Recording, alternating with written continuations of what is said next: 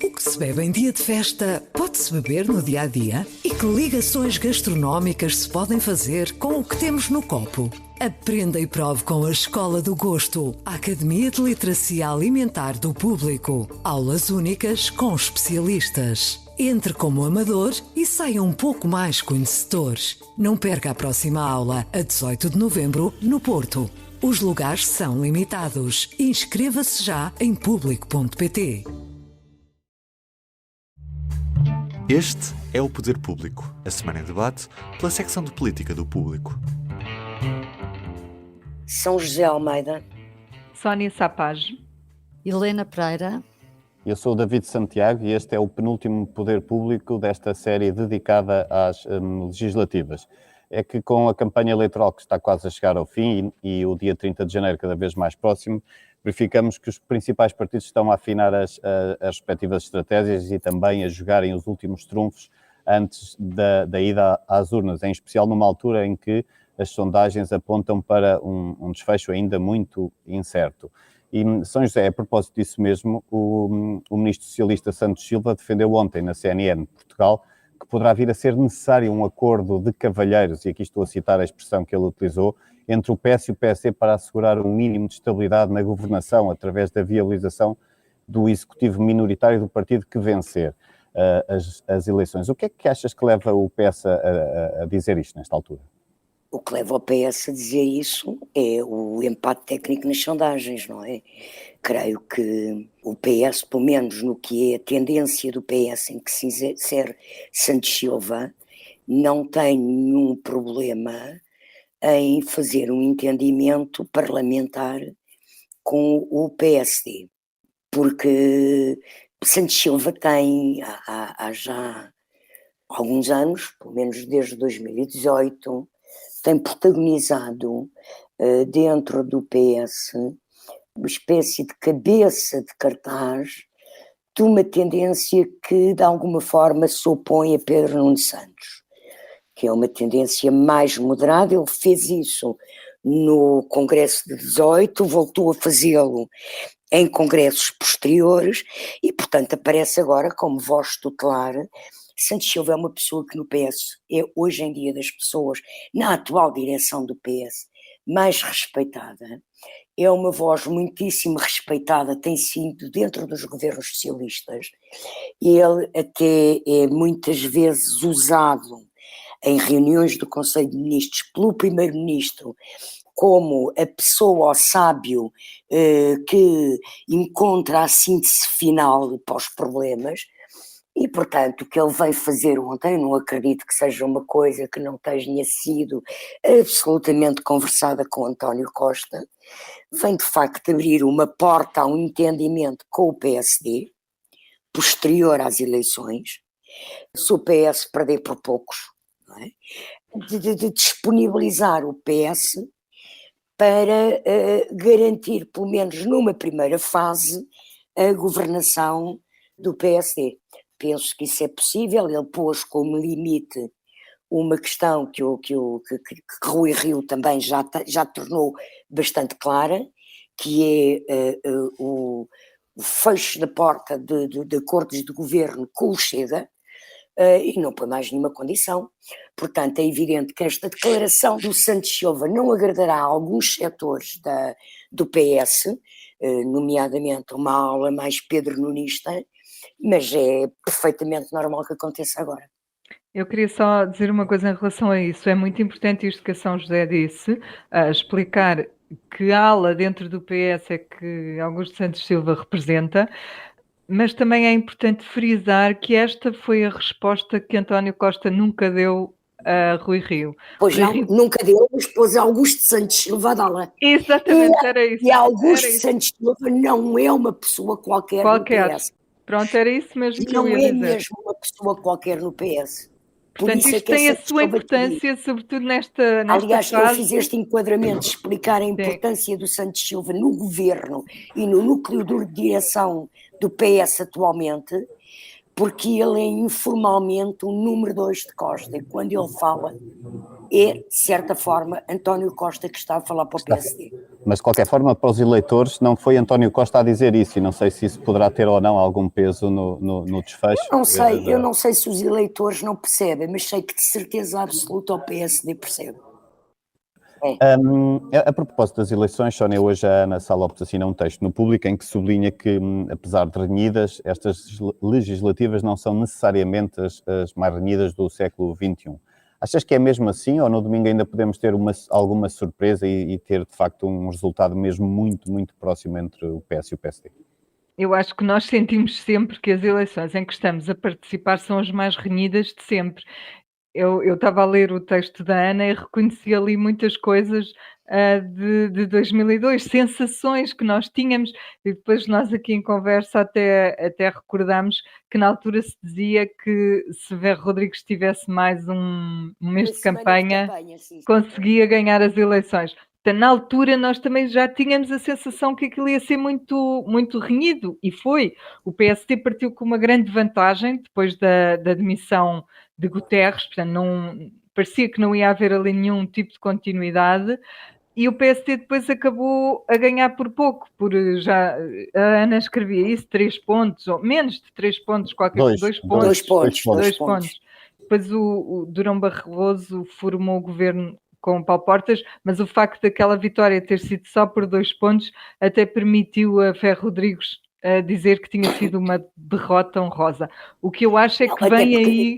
Mas há aí também um fator, que é que Ferro Rodrigues tinha acabado de ser eleito secretário-geral, não é?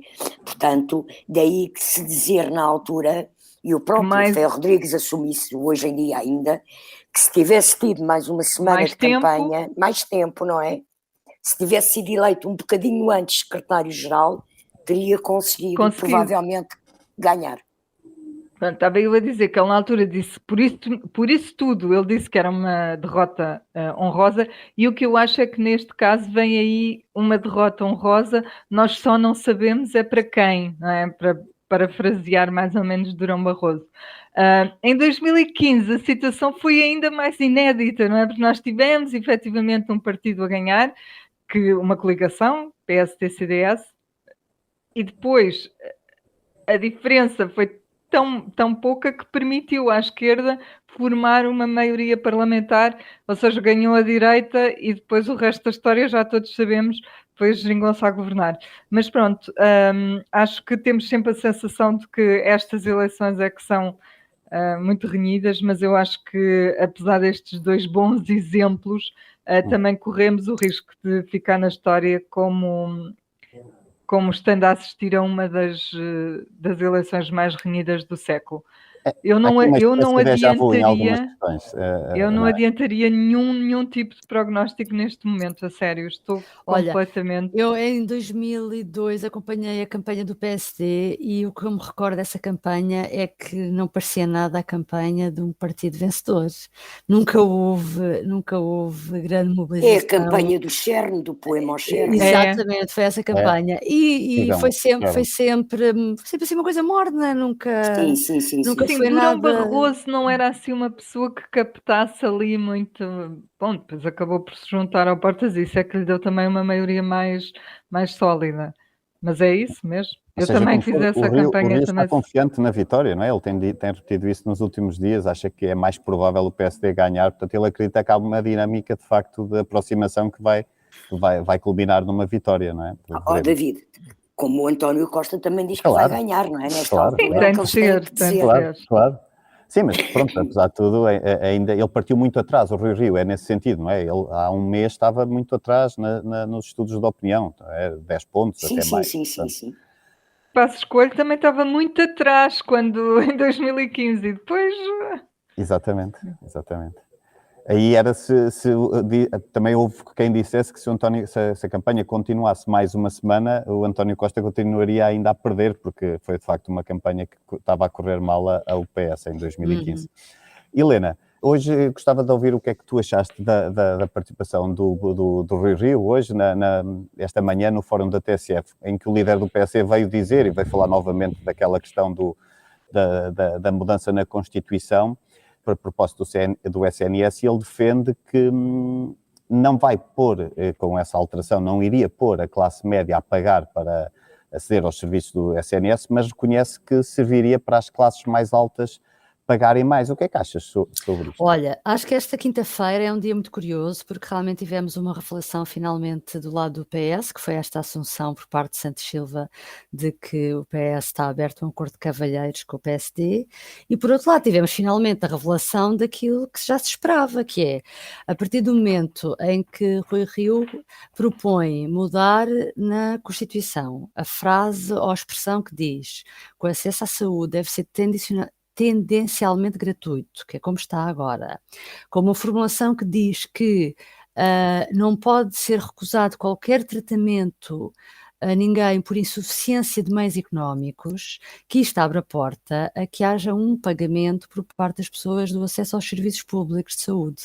Quando foi o debate de António Costa com o Rui Rio, António Costa realmente questionou muito sobre isto e Rio disse que isto não significava nada e que não iria mudar o SNS tal como ele existe hoje. E perante perguntas hoje no fórum da TSF, Rui Rio acabou por admitir que isto significa, é que ele meteu os pés pelas mãos, sinceramente, porque ele acabou por dizer que isto significa que as classes mais altas vão poder pagar, poderão eventualmente ter que pagar no acesso a serviços públicos de saúde, mas por outro lado, quer dizer, essas classes mais altas já descontam mais para os impostos, ou seja, para esses serviços públicos. E depois a seguir disse, mas por outro lado, ao mesmo tempo, isto também não significa que vá haver uma maior fonte de rendimentos do SNS através deste pagamento, porque essas pessoas das classes mais altas normalmente têm seguros de saúde e não vão ao SNS, vão ao serviço de saúde, vão ao seguro de saúde.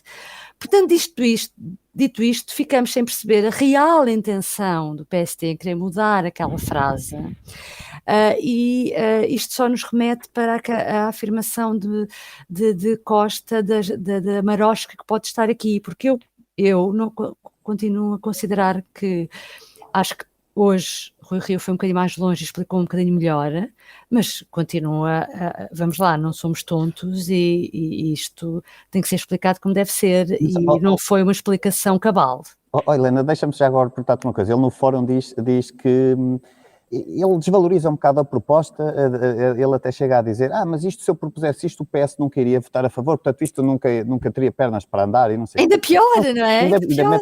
Mas não seria mais favorável para o PSD, para Rui Rio, fazer uma espécie de meia-culpa e dizer, isto é uma proposta que deixamos cair, já não vamos avançar com isto. Ele não poderá estar a perder com isto, não quer fazer parte fraco. Pois, porque historicamente isto é uma proposta que existe, há muitas pessoas no PSD que defendem isto e foram essas pessoas que realmente o convenceram a pôr no programa. Mas ele não está claramente confortável com isto, não é? Mas ele já tinha isto no programa em 2019. Não está, porque ele agora quer dizer que está ao centro e que está muito ao centro e que isto é uma coisa muito parecida com a iniciativa liberal e, portanto, é desconfortável e não quer assumir. E depois faz esta figura triste. Muito bom. Foi mais claro na questão das pensões, porque aí foi tão claro que ficou-se a perceber perfeitamente que eles propõem um sistema complementar, ou seja, tu continuas a descontar e se quiseres descontas um extra para um sistema privado. Eu também acho que ele aí foi mais claro. Na questão da saúde ele é muito vago, ele quase diz, e se pagassem? Qual é o problema? Mas ao mesmo tempo isso não o vincula a nenhuma... Ainda ninguém percebeu o que é que ele defende em concreto. Eu não percebi, pelo menos, qual é que é a posição em concreto dele sobre essa matéria. Veremos se ainda há tempo para esclarecer, ainda há cerca de um dia e meio de campanha. Eu acho que o que explica isso, David, é que ele, na verdade, tem razão quando diz que não está no programa, mas está na proposta de revisão constitucional. Sim. Portanto, é um bocadinho uma pescadinha de rabo na boca. Sim, andamos aqui à volta. Bom, terminamos aqui o programa de hoje, só para lembrar que regressamos amanhã para o último programa desta série especial das legislativas e já com o último dia de campanha em completo andamento e também já com a última sondagem da Católica para o público e RTP para analisar. Portanto, teremos então amanhã já um tema bastante interessante para ver e para debater. E despeço-me e até amanhã. Até amanhã. Até amanhã.